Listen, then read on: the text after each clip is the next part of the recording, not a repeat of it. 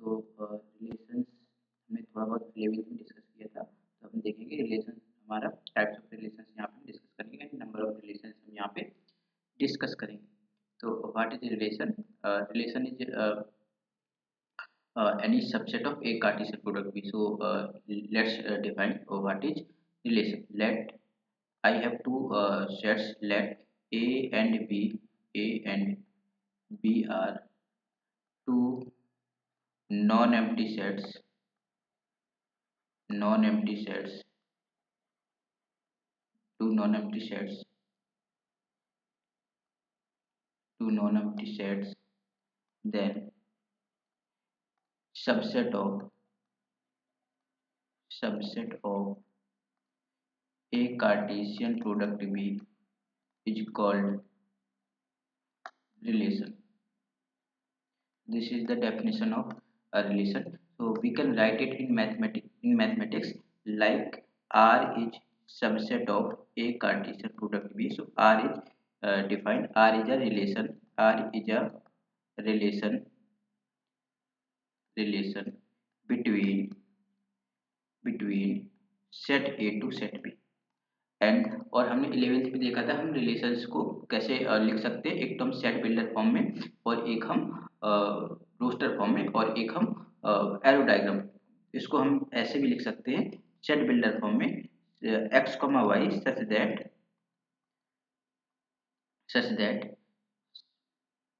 X belongs to set A,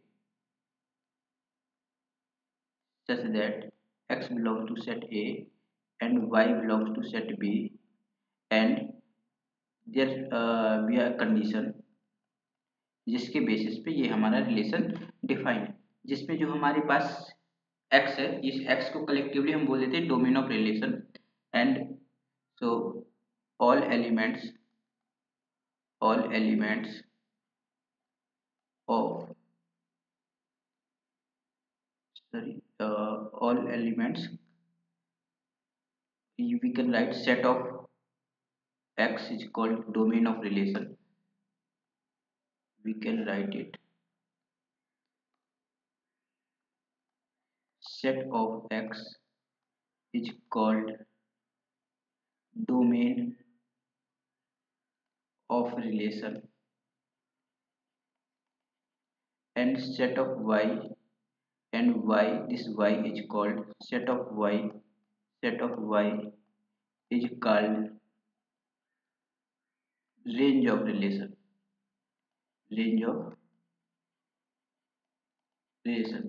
and whole set b and set b is called codomain of relation,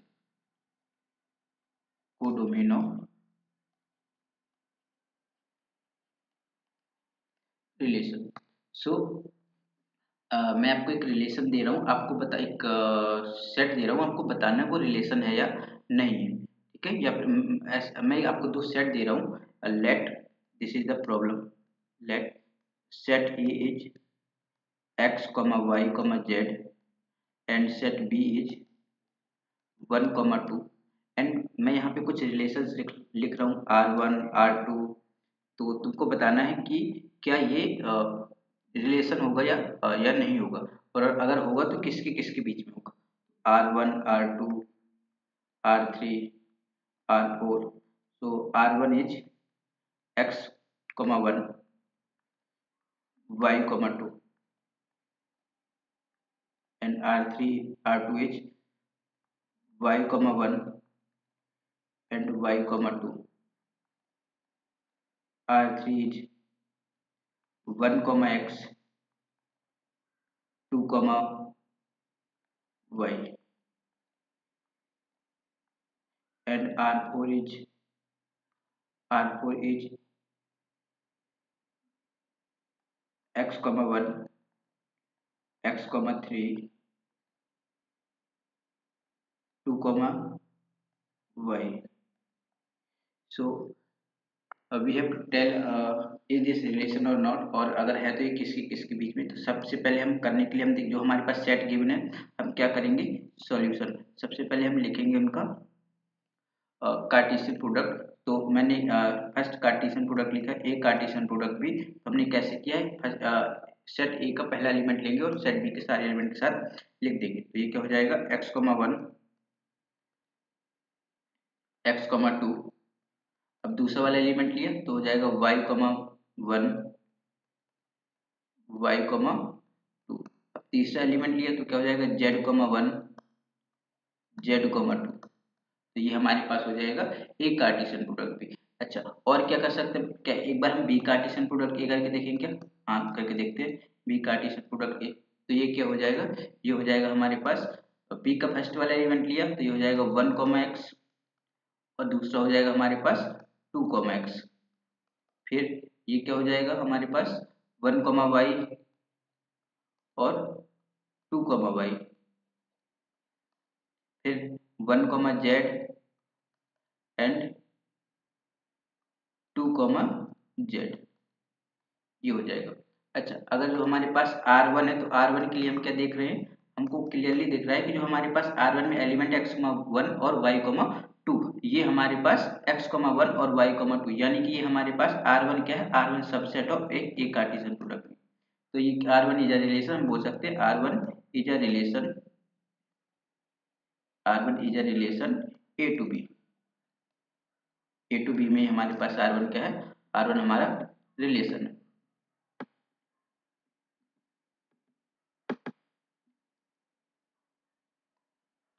similarly हम देखें कि हमारे पास R2 R2 के लिए देखें तो R2 के हमारे पास किसके किसके y,1 और y,2।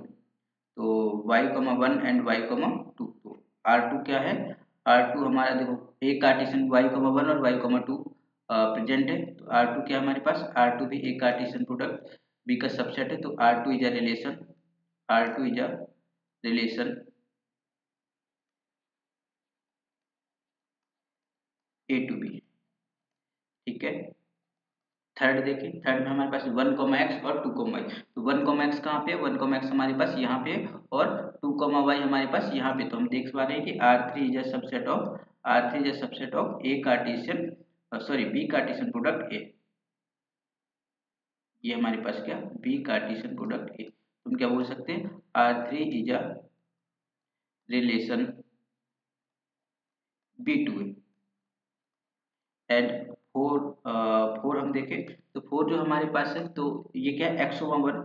ठीक है, x,1 हमारे पास इसमें एंड x,3। थ्री तो हमारे पास कोई एलिमेंट ही नहीं है। तो R4 हमारे पास क्या है, R4 is not a subset of A Cartesian product B and R4 is not a subset of B Cartesian product A and R4 is not a subset of A Cartesian product A. अगर हम एक Cartesian product ए भी करेंगे तब भी उसका सब हमको सबसेट नहीं मिलेगा। और हम देखें R4 is not a subset of B Cartesian product B, तो हम क्या बोल सकते हैं, R4 is not a relation.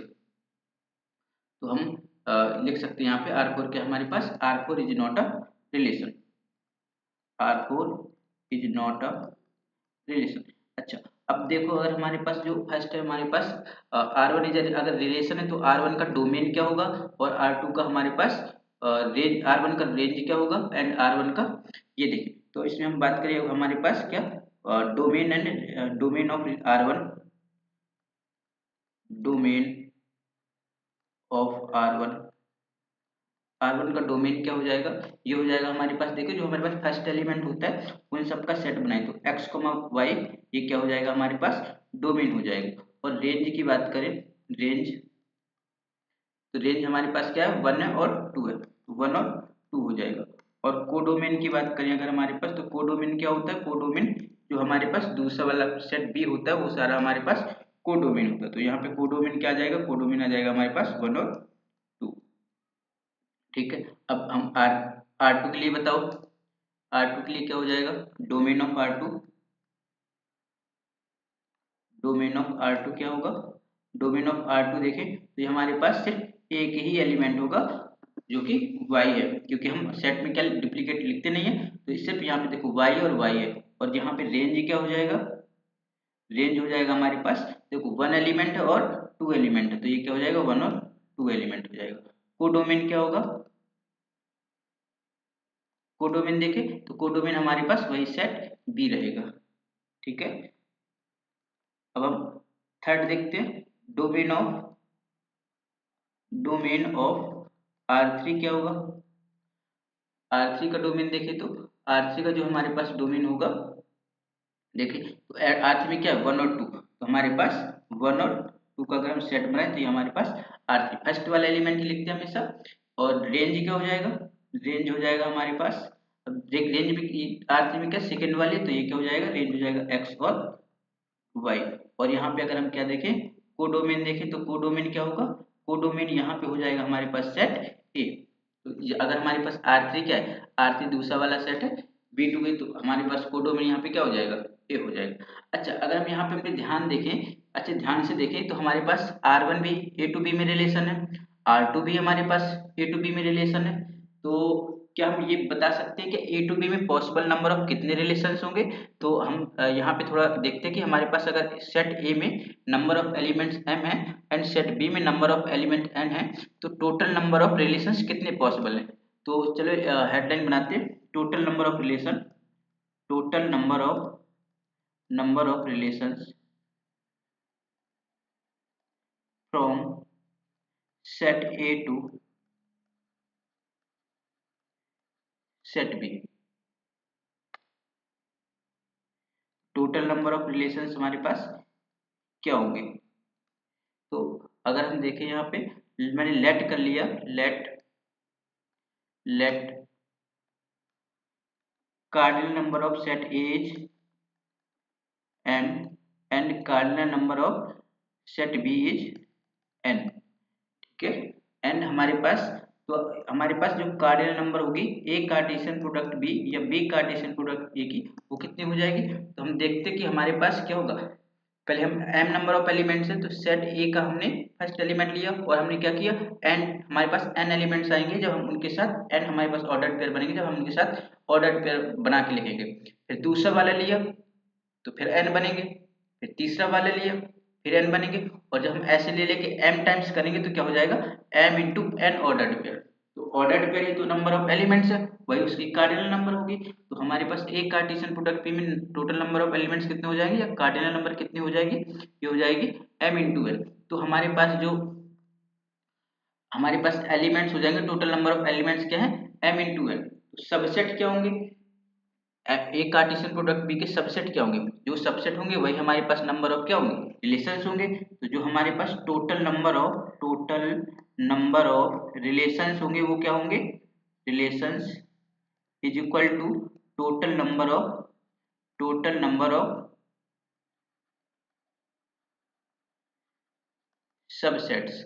तो ये क्या हो जाएगा हमारे पास, टोटल नंबर ऑफ सबसेट्स। तो देखो हमारे पास mn नंबर ऑफ एलिमेंट्स है, इसमें मैं क्या किया, मैंने कोई एक भी एलिमेंट सेलेक्ट नहीं किया, तो मैंने ले लिया mnc0 प्लस, जब वो सारे हमारे पास सेट्स जिसमें सिर्फ mn का एक एलिमेंट है, वो भी उसके क्या होंगे, वो भी उसके सबसेट्स बनेंगे। तो मैंने इनसे क्या कर लिया, mnc1 वेज से उनको सेलेक्ट कर लिया, प्लस ऐसे वाले हमारे पास वो सेट्स जिसमें mn नंबर ऑफ एलिमेंट्स में से दो दो वाले जो हम बना रहे हैं, तो mnc2 कितने हो जाएंगे, mnc2 हो जाएंगे। सिमिलरली हमारे पास कितने हो जाएंगे, mnc3 और डॉट डॉट डॉट, जो हम क्या करेंगे सारे में से सारे सेलेक्ट कर लेंगे, तो mncmn।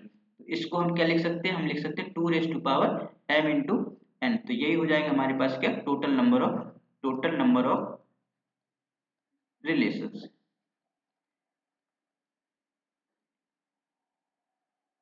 अच्छा, अब जो हमारे पास सिलेबस में रिलेशंस है वो हमारे पास बाइनरी रिलेशंस क्या होते हैं, binary relation binary relation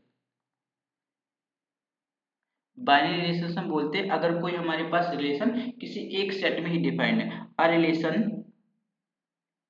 relation defined from set A to A is called binary relation. अच्छा, तो मैंने लेट कर लिया, let cardinal number of A is n, then total number of binary relations क्या हो जाएंगे हमारे पास, total number of binary relations is equal to 2 raise to power n। अब यहाँ पे हमारे पास क्या होगा, जो हमारे पास रिलेशन बनेगा वो किस में बनेगा, ए कार्टेशियन प्रोडक्ट ए में। तो हमारे पास यहाँ पे m की वैल्यू भी n आ जाएगी और n की वैल्यू भी n, तो total number of binary relations कितने हो जाएंगे, 2 raise to power n square. और हमको ये दिमाग में रखना है, तो हमारे पास हो जाएंगे 2 raise to power n square. ठीक है, तो इतना हमको अभी रखना है। नेक्स्ट क्लास में हम डिस्कस करेंगे टाइप्स ऑफ बाइनरी रिलेशंस। इसमें हम डिस्कस करेंगे identity relations, universal relations and reflexive, symmetric and transitive and equivalent relations.